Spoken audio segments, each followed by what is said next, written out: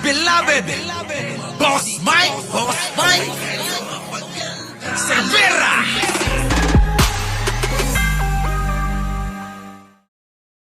Oh, eto, natatandaan nyo ba to? Ha? Natatandaan nyo ba to? Idol ninyong si Marcos, siguraduhin yung may ginto kayo.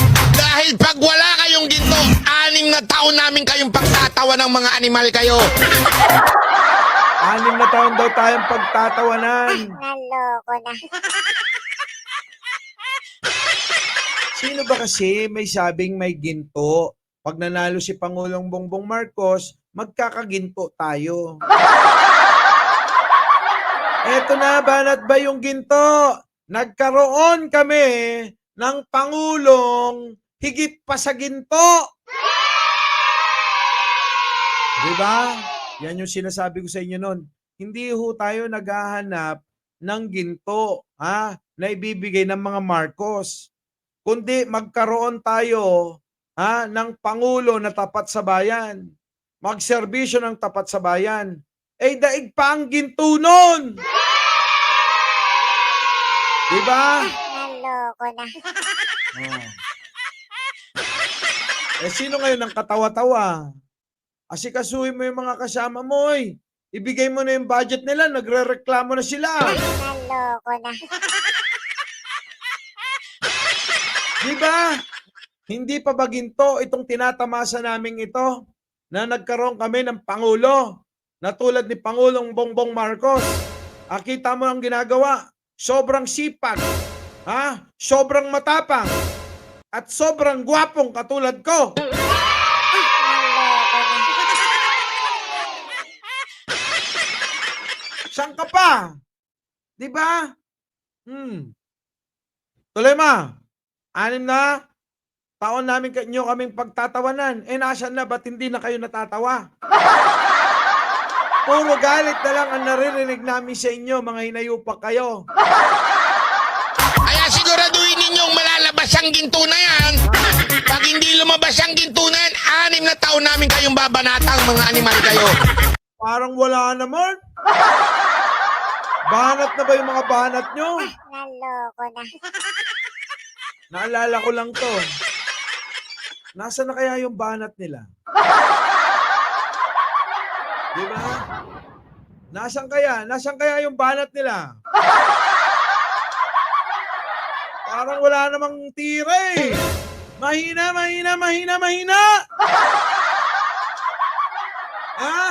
Ang hina ng banat mo, banat bay. Walang katama-tama.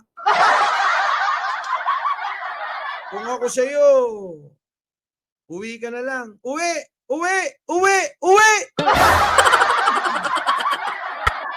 Diba, no? Walang dating. So, eto na ngayon. Eto, hinayo pa kasi itong mga lintik na to eh.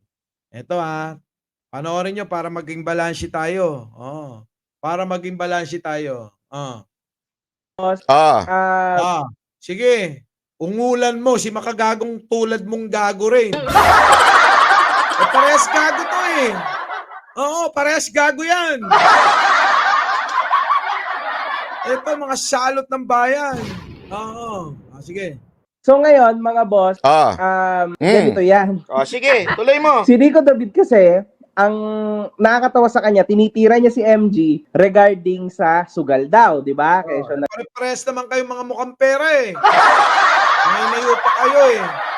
Biruin mo, pati sugal Sugal na illegal, pinopromote ng mga yan. Nagpo-promote daw ako ng online casino and all that. Okay. Pero sa totoo lang, ayun nga yung sinasabi ko, before stating that, dapat intindihin mo na ikaw din, nagpo-promote ka rin ng online casino. Diba? Si Nico David yan. So, yan yung logic niya. Si Nico David daw, tinitira siya dahil sa online casino, pero si Nico David din daw, ibig sabihin, hipokrito si Nico David. Yun yung punto niya, yun yung logic niya. Parehas kayong tatlo na kamo, parehas kaming tatlo, hipokrito. Wala na ito, laos na parehas naman tong mga laos eh. Tuloy natin. Kumbaga, nandun tayo sa part na aamin ka. Okay. Aminado ka dapat. Kasi kung maninilip ka rin lang ng tao, dapat yung sisilipin mo is Ungol. Ganun, sabi ni Mike Abe, banat bay. Sige, tuloy. Dapat make sure na hindi mo ginagawa yun. Okay? Tulad itong Banat B, mga boss. Okay. Banat bay, makagago naman eh. Banat bay. Banat bay. Tawagin mo na lang sa pangalan. Byron Cristobal na merong subkwena sa korte dyan sa Quezon City. Alam mo, Banat bay, no? Mukhang mukhang kinakantot ka ng malas. Biruin mo, nangyari kay Digong, yung pinagtatanggol mo. Tapos biglang ito na naman, meron ka na namang kaso. Biruin mo, hindi mo pa tapos yung ilang kaso mo, may kaso ka na naman. Abay, delikado ka dyan kay Trillanes. Siseryosohin ka niyan. Diba? Napakadali lang naman eh. Una sa lahat, baradong-barado na siya. Saan? Ngayon pa lang, mga boss Saan nga? Ito, Boss Kayo, baka hindi mo narinig. Mm. Ang sabi ko is, eto si Nico David, di ba? Sinasabi niya na... Paulit-ulit! Ano ba to? Grade 1 ka ba? Paulit-ulit ka? O baka naman bobo yung kausap mo kaya paulit-ulit ka? Hindi ako nagtatanong lang, ba? Oy, sino yung kausap mo dyan? Bobo daw eh. Bobo. Si Banat Bay lang matalino. May nalaman nga ako eh. Matalino yan. Matalino yan, ha? Kaya pala umieling-eling yan. Oo. Kaya pala umieling, ito totoo to, ha? Kaya pala umieling-eling si Banat Bay. Ha? Meron daw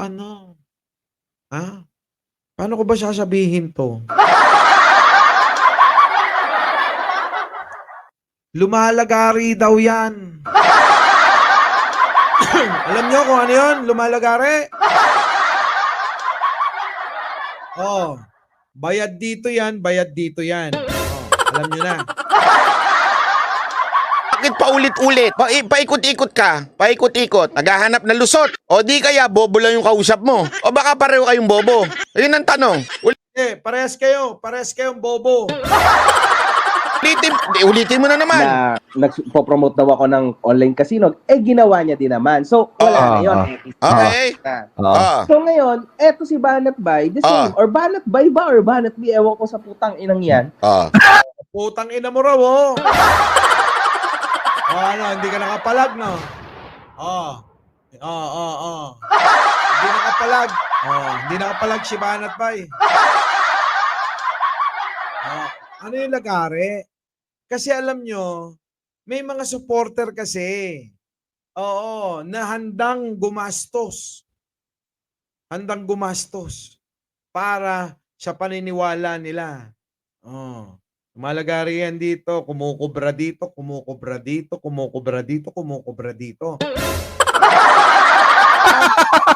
Banat na sa kanila yun. Tuwan-tuwa naman si Kaayo. Kaayo! Kaayo, bobo ka raw. Sabi ni Banat Bay, Kaayo, Sa Kaayo pala yun. Tuwan-tuwa naman siya.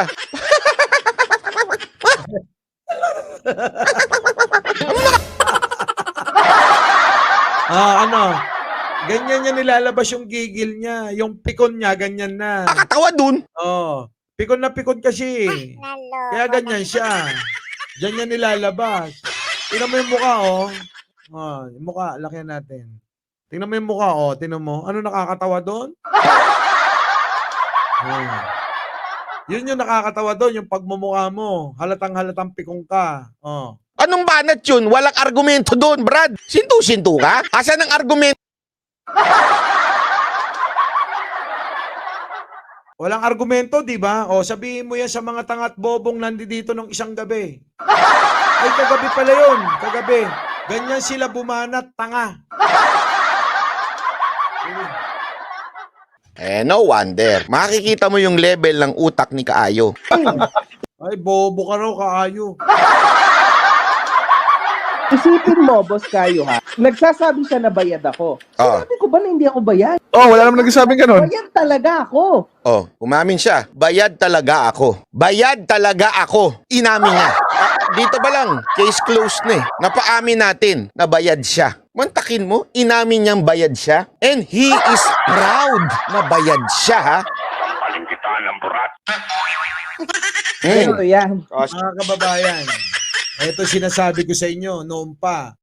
Kahit halukayin nyo itong aking channel, putang ina talaga tong mga ito. Pare-parehas lang naman na mga bayaran yung mga hayop na yan. Diba? Itong nasa kanan. Pera-pera talaga yan eh.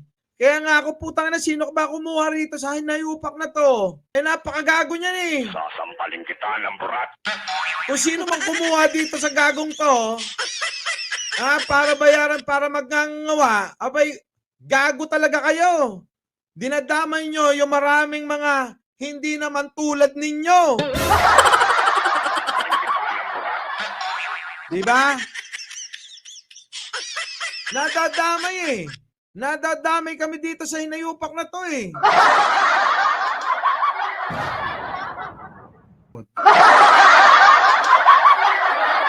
Ngayon alam nyo na. Kung sino man ang kumuha rito sa mga bayaran na to. Mga putang inang tong mga ito. Hindi to nakakatulong. Sibakin nyo na yan. Sa totoo lang, parehas lang naman silang dalawa. Yung dalawa, ayun, nagtampulan silang dalawa. Na parehas lang naman na mga bayaran. Di ba? Kaya ako, kung totoo, na si speaker, yung nagbayad dito, kaya wala akong bilib sa ganyan eh. Di ba? Wala akong bilib eh. Ewan ko kung totoo, o baka naman may mga supporter na binabayaran itong si Gago. Tapos ito namang isa, alam din ni Gago na bayad to. Di ba? Parehas lang kayo. Bakit?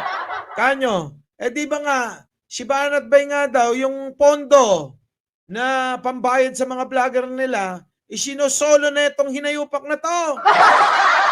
Uy, i-share mo naman yung yung naburaot nyo.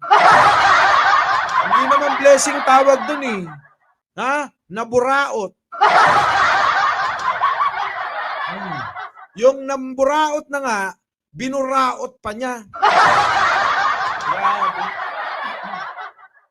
Sige, subukan mo nga, sumagot, Banat Bay. Sasampalin kita ng hindi lang burat, katotohanan. Sasampalin kita ng burat. A1 yung nagsabi sa akin. A1. Diba? Muli, alam nyo na. Mike Server po, laging nagpapaalalang mahalin natin ang ating kapwa, ipagdasal po natin lagi ang ating bansa. Magandang umaga, magandang hapon at magandang gabi. Siya ang mandako ng mundo, naroon kayo. Maraming salamat pong muli sa inyong pagsama at pakikinig ngayong araw na ito. Our beloved Boss Mike Cervera.